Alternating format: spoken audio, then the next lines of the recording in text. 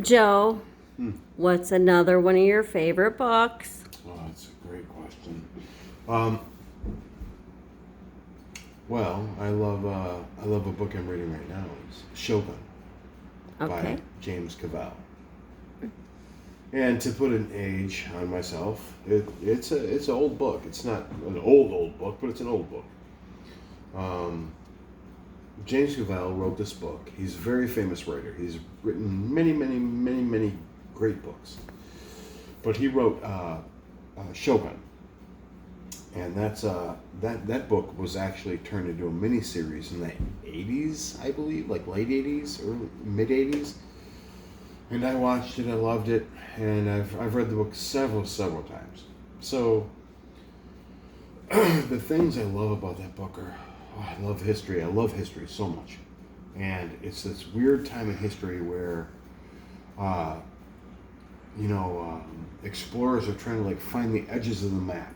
There's spots they don't know, and maybe other countries and other countries are have found them, and then another rival country is trying to find that spot.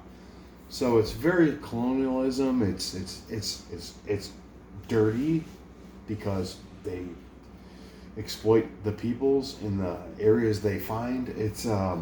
But it is a great book because it takes you on a journey of Japanese culture.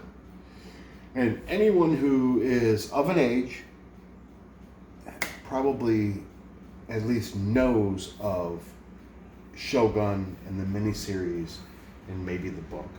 But if you haven't seen or know of what I'm talking about, it's a wonderful book, and it shows white imperialism at its worst, and it shows Japanese culture at its worst and at its best. It shows many things. James Cavell, he wrote, let's see, he writes Taipan, he writes King Rat, he writes many things in Asia. He kind of fell in that hole a little bit, but Shogun is his best book, and the characters are great. Everything's fleshed out awesomely.